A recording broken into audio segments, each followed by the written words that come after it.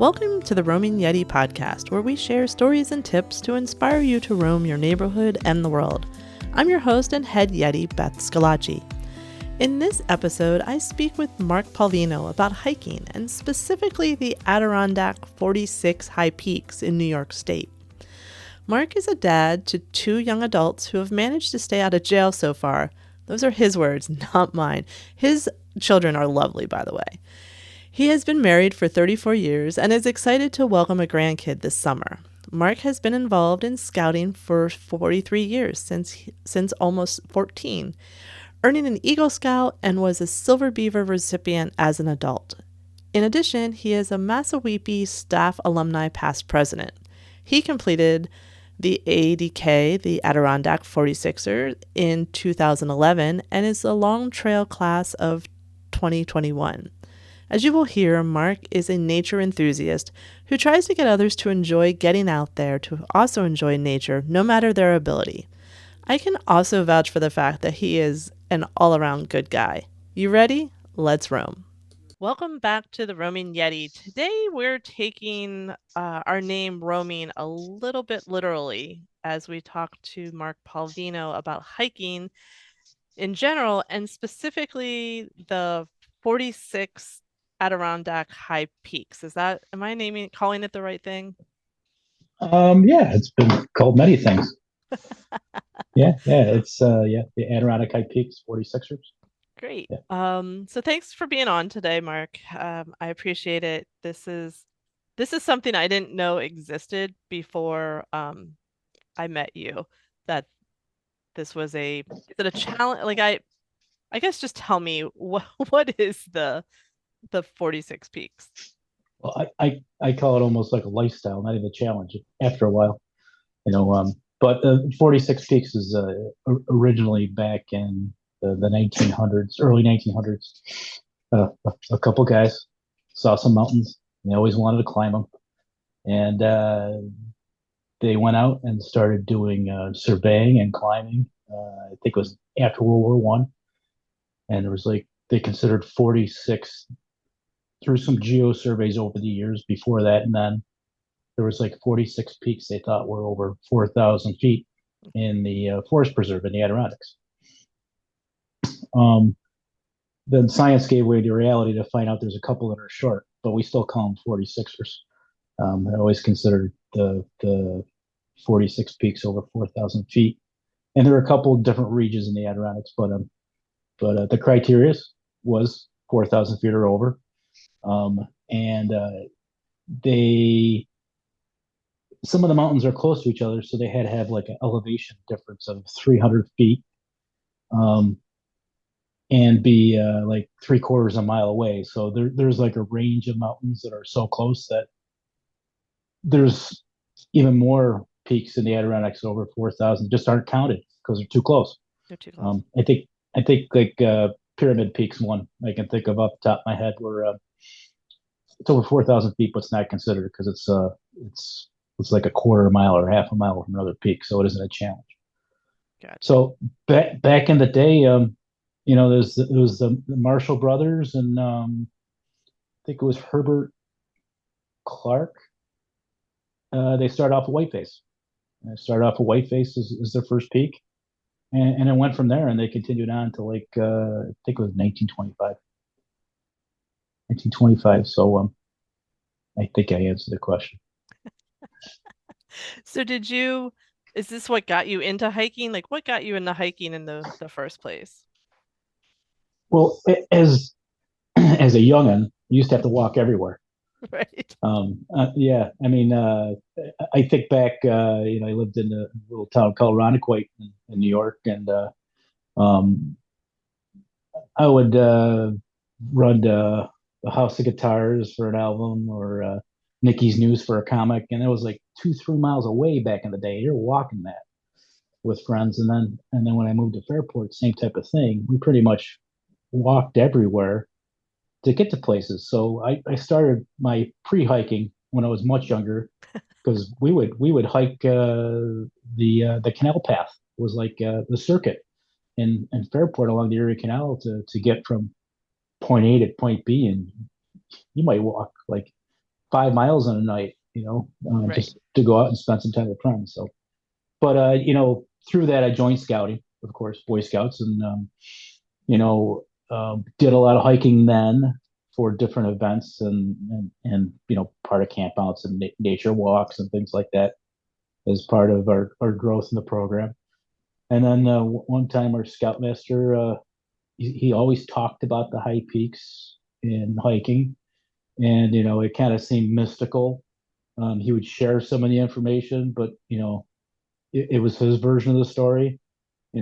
There's some good references out there where you can get the real versions out there, but he thought the first trip would be to try Wright Peak, and it was really interesting because this guy John Scalacci and I went, and I might know it was him. our yeah, you might know him. It was our first peak. We went to Wright Peak in just outside of Lake Placid. It's 4,500, 4,600 feet. You start Adirondack Lodge, and we heard stories about the lodge and how it was built back in the day, and there's a whole, like I said, lifestyle and culture that you learn about that's in that area. The neat thing for us was we got away from our parents. It was an unofficial Boy Scout trip. It was actually just someone who happened to be our leader would take two young teenage boys in the Adirondacks. Probably doesn't fly anymore. Um, and the cool thing, there was a plane that had crashed up there in the 1960s, B-47 bomber they were doing some low bombing maneuvers, and then the clouds wound up hitting the mountain. So there was actually, when we went up there, I still have pieces of it. I mean, this is Oh, back in wow. the early 80s. I mean, when it's small pieces, but Sure. I grabbed a piece, hiked it down, and hit a piece of the plane. Oh, You know, cool. basically it was a piece of aluminum, scrap metal. But somebody could have been sprinkling the woods and telling stories. You never know. But no, it is true. You can look it up.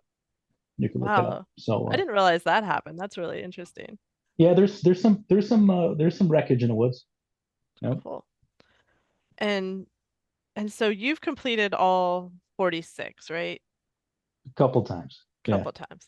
yeah, A couple yeah. times. So well, there's like I said, it's a lifestyle for people. It's obsession for others. There's people who do the 46 peaks. They'll try to get the peak um, once every month of the year. Oh, You know, wow. they got their January list, and then I mean they love it so much. Mine was originally you got to do either 46 winter and summer cumulative to count for your full 46. I decided to do my I counted some of my winter for my full 46. Now I went back and got them all over again. So at least I had two sets of 46. Now I'm working on my winter, and I'm at 36 Wow. for winter weeks. So that basically it's your seasonal. It's December 21st to March 21st. Gotcha. And the great thing about winter hiking is if you fall, it doesn't hurt as much. It doesn't hurt. And it is the most fun adults can have, I think, in the woods. And you can go butt sledding and have a great time if you're careful. Very nice. So how long does it take to climb each or hike each? Like, are you climbing, or are there trails to hike? Like, Yeah, good what question. does that look Good like? question. Yeah, well, there's trails and there's trailless peaks. Um, Even though they call it trailless peaks, the trailed peaks are well marked with markers and such. I mean, you don't have a lot of technical climbing, ropes or anything like that by any means. There are some spots you could if you wanted to, and some people do because they feel more comfortable. But it's gravel, hard trails. You're hiking on rocks. You're hiking on durable surfaces. Sometimes you're hiking on logs. Bridges that the DEC crew and the 46ers have gone through and kind of put in. Um, you when you get over 3,500 feet, the fauna really um, is affected by any impact. So you got to really stay on the trails and such, Hmm. because it could a tree that grows a certain amount in 10 years below like 2,000 feet can take like 100 years to grow the same amount over 4,000 feet. Oh, So the last wow. thing you want to do is crush something small and affect the alpine. So Right. Wow. yeah, And so the high, I know they have to be over 4,000 feet. What's yeah. the tallest one? So Mount Marcy is the tallest Mhm. in the Adirondacks.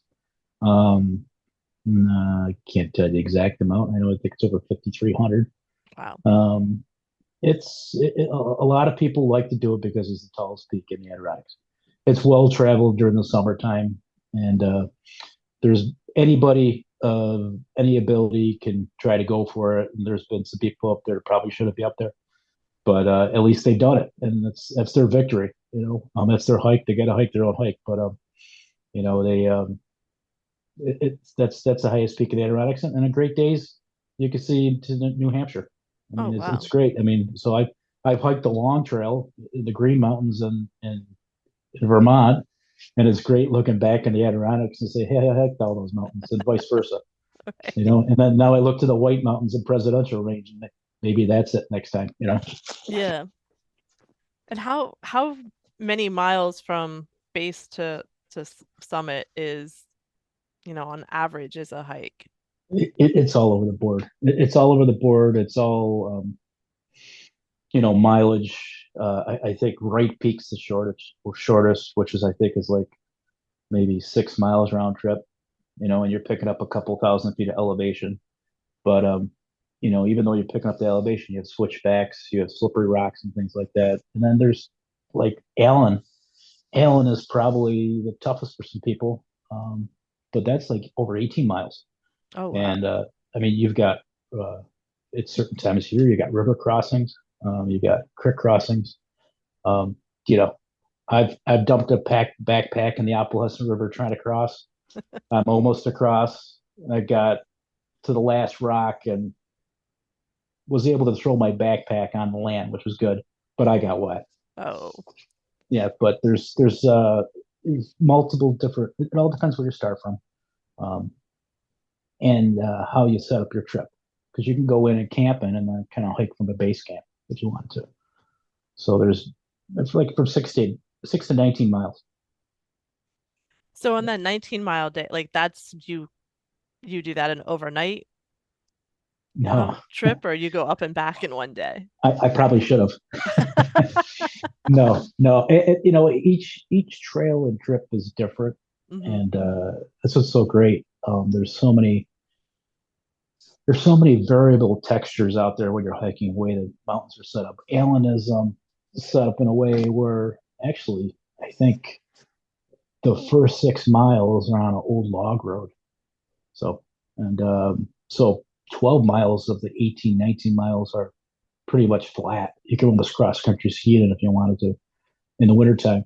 And then it's straight up after that. And the only place in the Adirondacks where everybody knows about red slime.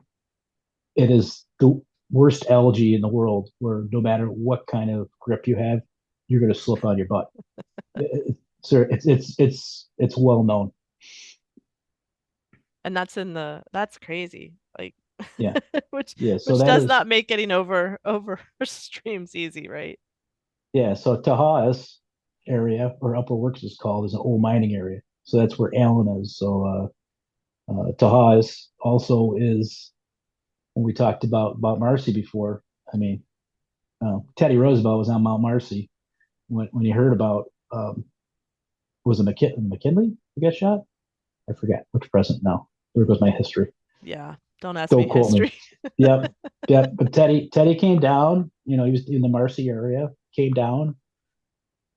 Thought the president was doing good. Went back up, and they had to go back and get him. He was up in that Wow. area. So yeah, So yep, there, I mean, it's interesting how much history is up there, given that and just plane crashes and that it's I don't if I don't know. I don't know if we want to give it more attention. I don't know, you need more people up there. But yeah, but yeah. it's something that it definitely seems like a more doable goal than heading to like the Himalayas or something.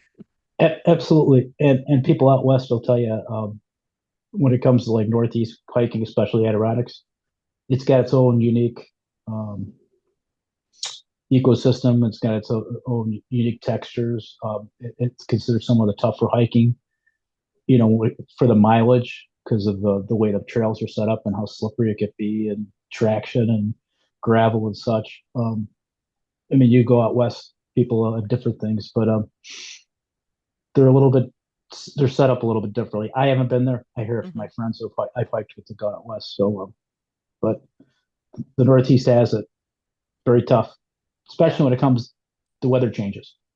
Yes. The weather could turn on a dime. But by the minute, it can change up It, there. it, it can. It can. We could start off at 65, 70 degrees in the bottom, and you're on top of a peak and it's 60-mile-an-hour winds and it's snowing. Right. So you can get that in the Adirondacks, and that's what makes it so dangerous too. Right. You got to be prepared for it. Yeah. And how long from first peak till your last peak did it like how long was that I was like fine wine, 30 years.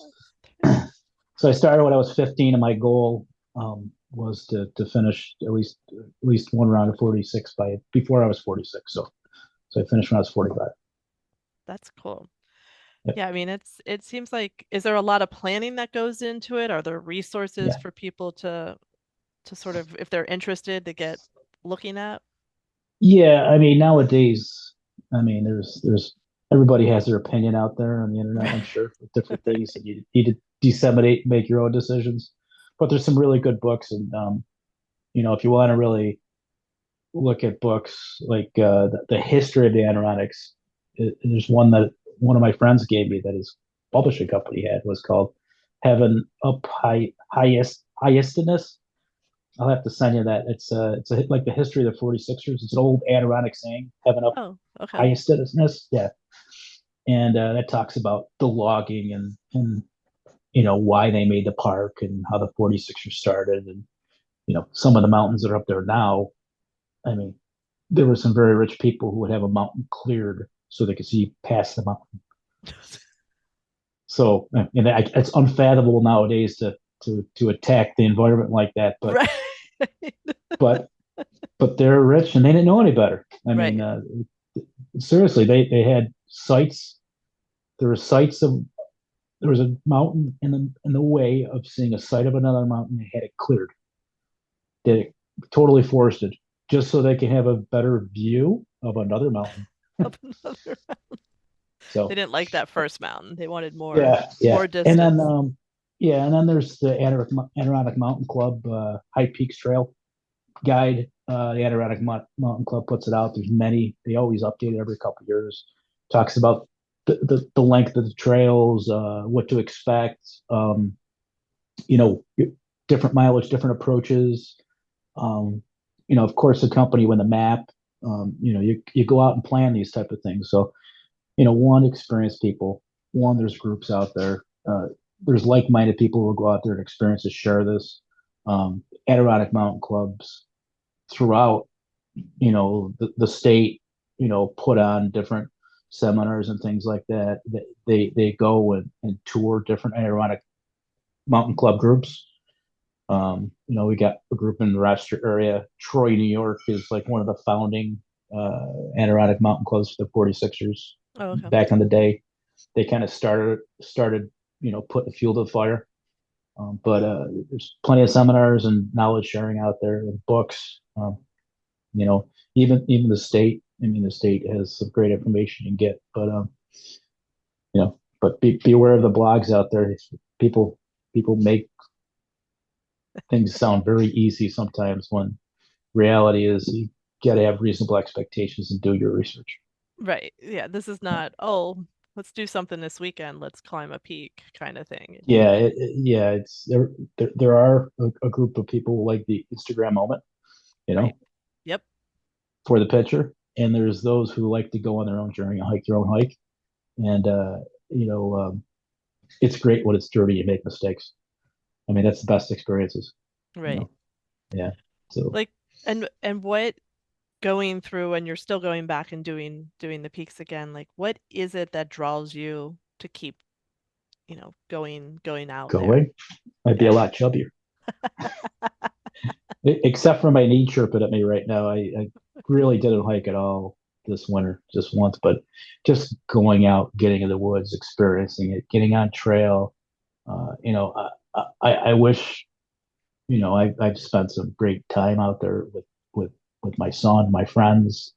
I've gotten my daughter out there a little bit, but she never really took to it. But maybe someday she might go back, it just, keep going back because of I call it the I don't know, Adirondack therapy, trail therapy, to get in the woods, to be with yourself sometimes. So I'm a slow hiker.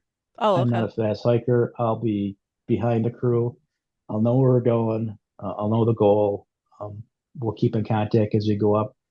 But I'm pretty much they're not that far away, but I'm pretty much on my own. It's great, listen to nature, be at peace, and challenge yourself too at the same time. Right. So what keeps me going? So, like I said, this is like a lifestyle. This is part of my fabric. Where now, I've gone beyond the Adirondacks, moved down the long trail, touched a little bit the Appalachian, you know, threw a canoe on my head, did some hiking in Algonquin, but did canoeing at the same time. But it's, and people who are with our hiking group and wives and husbands, for a long time we would get together in the area too. We go, snowshoe in the wintertime or hiking the trails or going bike riding. So it's really opened up an ability to get out and live well and exercise and keep moving around. And it's good for the mind and the soul. Yeah. Yeah. Well, that brings me to the question of I'm definitely not ready to Yeah, you tackle are. the peaks. Yeah, you are. Um, but I do want to start hiking. I walk the neighborhood. I like walking outside. I can't do the treadmill. I can't do indoor bike. I like the noise and the feel of just being outside, even in the cold. I Um, agree. I but agree. but I do want to get out on some trails and start hiking a little more. Like what should I look or anyone else who's thinking, gosh, I really want to get out there more in the wilderness or on trails. Like what what kind of thing, like what kind of trail should we look for to get started? Hmm. I think just getting out the door is the first step. I mean, it sounds so cliche, but just one step in front of the other. Hmm. Um, and set some reasonable goals. Get out there. It doesn't have to be anything aggressive.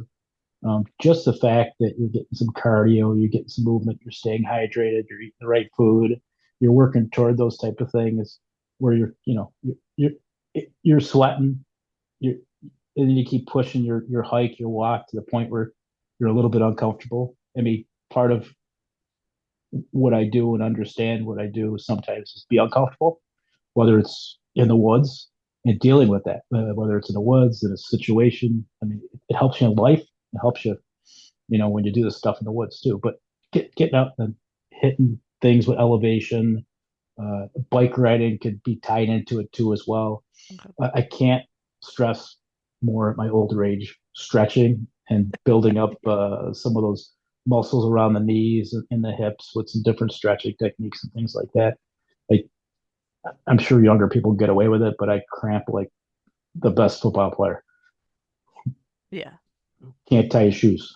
Yeah. That's the next morning no matter what the walk is, the next morning I can feel it in the hips, in the back. I'm like, oh, Right, right. Recovery. I mean, that's the right. thing is recovery.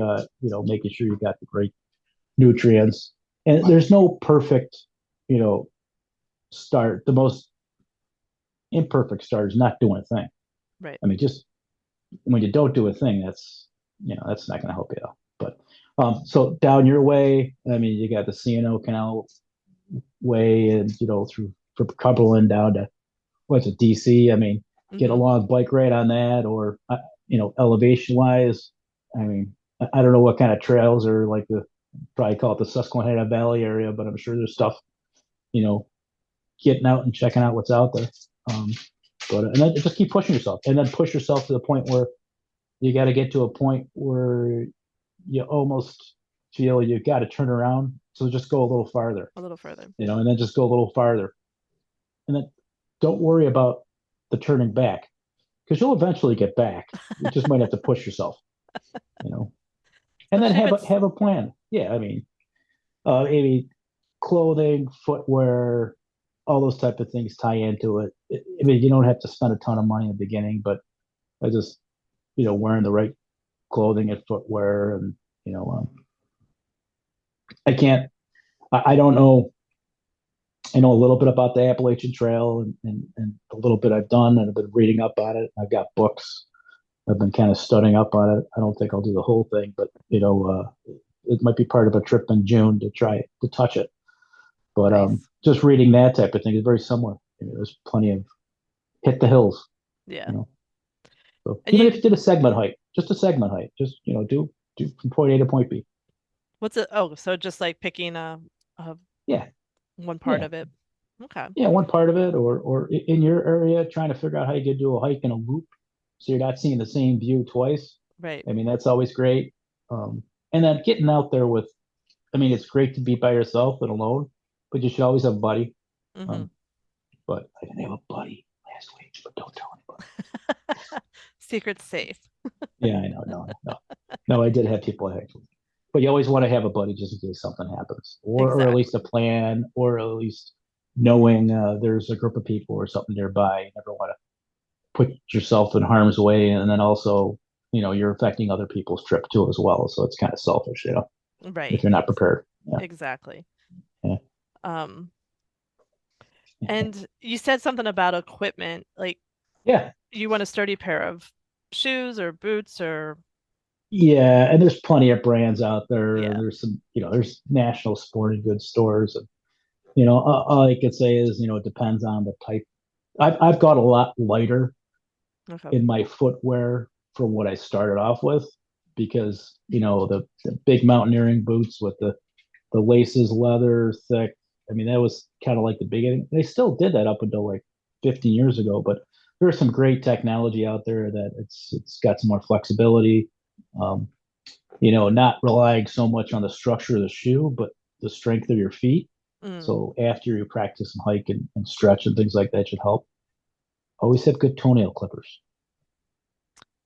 yes. I can't tell you how many toenails I lost, but it's a lot less than any of my friends from hiking, because if you're Yeah. going, you got it's not just hiking, it's backpacking. You got like a 40-50 pound pack on your back, and you're going down. Um, and your toes aren't nails are cut. You're gonna lose it in a month. So Yeah. I can attest to that for wearing the wrong shoes in an amusement park as well. I had that that's good happen. practice. Running around amusement park. Yep, I had the wrong shoes on and totally screwed up my big toes in Yeah, but but November. but but there's plenty of great people out there who could show and I know they want to sell stuff, but if you get the right people, it's great. Um, Socks. I always say, like, even clothing, cotton. Stay away from cotton. Cotton kills. Okay. Feels great, but get something stretchy. You want to be comfortable while you're hiking. Right. You're not really going. I don't do it for the fashion show, so I try to wear something that you got some give. You got some different stretch fabrics out there that are I think wool is getting better and better, as well as like merino wool, alpaca wool. They've got some really good stuff out there that spend the money. It's really durable, and you get stuff off season pretty cheap. Um, can't can't say enough about when you get those shoes. Try to get Vibram soles. Mm. Ever heard of Vibram soles? Mm-mm. Okay, so there's a little Italian guy in the 1930s. I think I wrote his name down someplace. Hold on. Well, I know his. Where is it? Yeah, Vitali Bermani from Elbazzati, Italy, 1937, developed this 100% rubber sole, Vibram sole. It usually has a gold symbol in the middle, Mhm. um, because he lost some friends climbing in the Alps. So Oh he went wow. out and developed this, and I swear by it. Everybody tries to replicate it. Nobody can duplicate it. Nobody. I mean, and I don't care what brand. I've had many high end brands of boots and stuff like that. When it comes down to it, especially Adirondacs, I could walk down, a steep slope on a pair of Ivan shoes and not worry about a thing. Nice. Um, yeah, yeah, and they're really good. They break away. So I mean, all the good brands pretty much have them. And then I mean, people like Gore-Tex, you want some breathability, especially if you're. I mean, now I'm almost like in a running, not a running shoe. It's like a trail shoe now. So Hmm. I mean, I'll do a backpacking trip with like a 45 pound back with, you know, pretty much really good running shoes. So I mean, they dry quicker. Right. Yeah, a lot lighter, and your feet feel better later. So all depends on the client too. Right.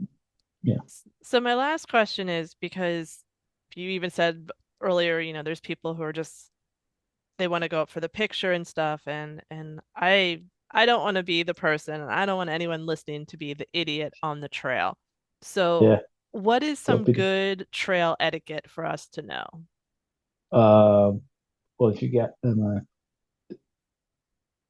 you know, I gotta leave no trace. So if you think of leave no trace, you want to leave things better than you found them. So you want to hike on durable surfaces. You don't want to leave your garbage. You want to bury your, your sanitary things and stuff. Or sometimes people pack them out. Depends on what side of the country you're on. Um, you know, um, hiking up and down the hills. Just like the road, if you're slow, let somebody pass. You stay on the right, let somebody pass. And if you're fast, don't get up on somebody's butt. Let them do their thing because it might be the first time out. You want to be like-minded and encouraging others to move along and help them along. I mean, it's a great environment out there because people are, like I said, like-minded usually. Hmm. Um, you know, and going downhill on a trail, you usually let the uphill person kind of like have the right of way. Gotcha. Um, Gives the downhill person a chance to take a break, but the uphill person has more control of their speed. Different theories out there, but that's kind of like the stuff that's pretty much printed out there. Um, Making sure when you're disposing of things, you're disposing them properly. The woods just because nobody's looking doesn't mean you can throw it out there. Right. You know, Right. um, it's if you're camping 100 or 200 feet away from a waterway, it's really important. If you're using a facility, same type of thing with a cat hole and burying it. You know, there's all other type of things. You know what a cat hole is, right? Yes. Okay, just checking. I did a little bit of research Did a beforehand. little bit of research, yeah. Um, Designated camping areas are huge. Following Hmm. the trails, staying on the trails, especially when you get that higher elevation, you can do irreparable harm to the alpine if you go up above. You know, don't destroy the trees to make a fire. Don't make fires where they're not supposed to be made. There's Right. plenty of, especially when it comes to the Adirondacks. There's a whole litany of rules and regulations you need to follow, but nobody's checking you at the door. They Right. trust you're doing it. They trust you're doing it. So don't be a jerk. Right. You know, They trust you're doing um, it, so do it.